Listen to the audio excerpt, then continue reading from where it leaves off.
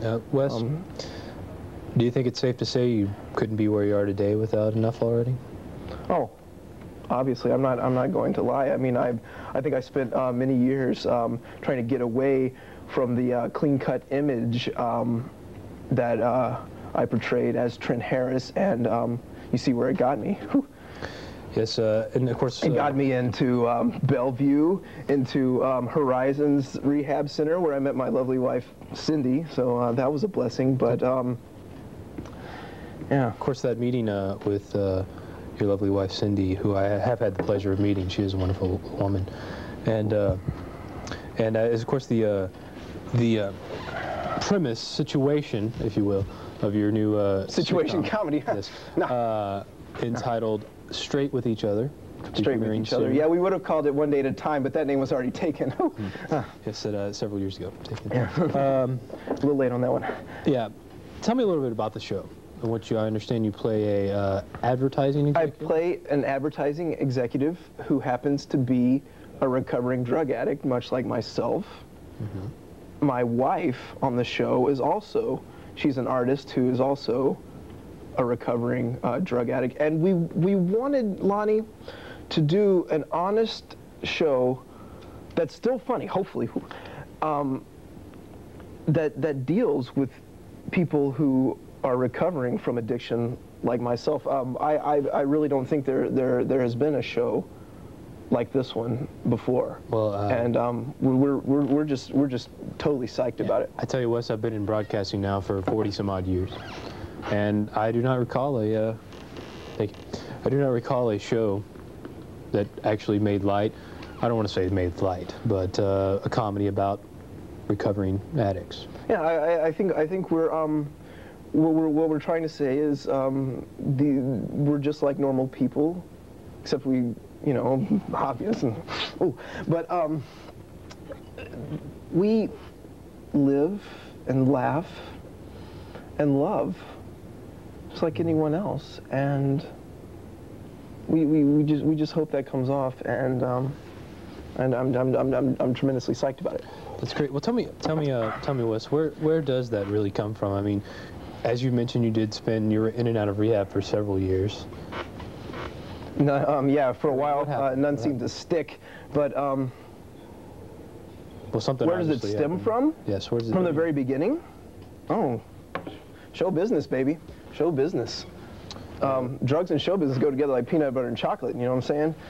I mean, it's just there. It's so prevalent. The pressures are there, and you mentioned earlier about losing your nice guy image from the days of Enough Already, and the way you did that was you became a stand-up comic. Yes, I have to cut back to the early '90s, the era of Andrew Dice Clay, and folks like that. When what folks from your era would call the blue humor, yes, was in vogue, and a lot of this time, I have to be totally honest with you, I don't really remember, you know. It was that bad, that bad. Oh, yeah. You were running with the wrong crowd. I was running, you could say that. You were friends with people like Andrew Dice Clay. I know you were tremendously close friends with Corey Feldman. Corey Feldman, tremendous friend of mine. I'm really concerned about him. I haven't spoken with him, you know, since I've cleaned up. And Corey, buddy, I mean, I'm living proof that there's hope for anyone. And I would just encourage him to seek help. Call me, Corey. Call me. I mean, I'd like to hook him up with some help. I mean, and maybe you could get him a little spot on Straight with Each Other. Hey, well, yes. Well, you know, I'm glad to see you're back on top. I know you had a rocky stand-up comic career.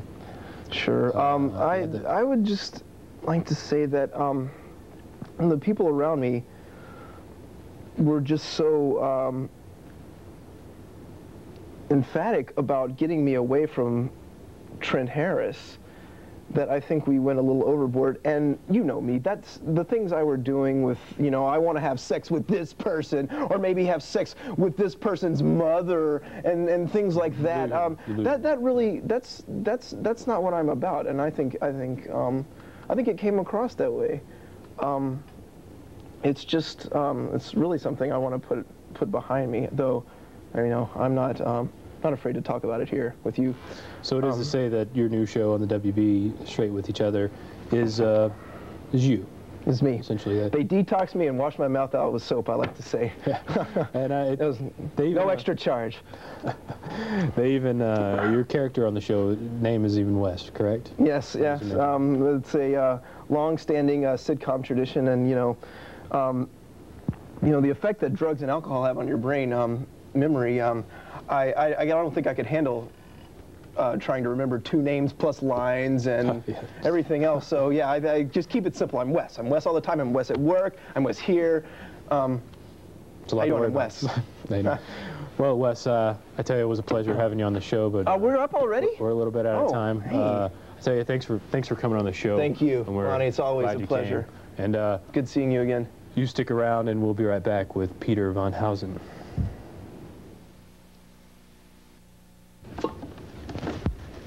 Thank you, Timothy. My next guest tonight, Peter von Housen, is a popular independent filmmaker. He has tremendous success with his first film, Check the Box, and has now completed his second film, Chains. Peter was on the show about 2 years ago. Let's take a look at that clip.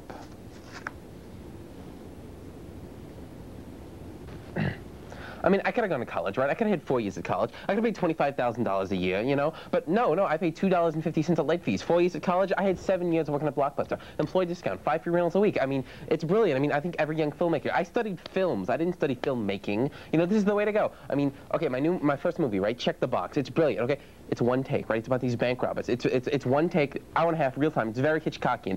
Brian De Palma, the man is a genius. Have you seen Snake Eyes? I've seen it 12 times. Have you seen Snake Eyes? No. No. That was tonight's guest, Peter von Housen, 2 years ago when he was on the show promoting his show, his film, Check the Box. He's back with us tonight, promoting his new film, Chains. Peter, welcome to the show. Thanks for having me, Lonnie. I tell you, it's a pleasure to have you back here on tomorrow night. Tell me a little bit about, well, I tell you, we just saw that clip and you were talking about Check the Box. Tell me a little bit about Check the Box. Some of our viewers may have not seen the film. I don't know who that person was in that clip. You see, we all go through a process in life. And in between my first film, Check the Box, and my new film, Chains, I went through this process.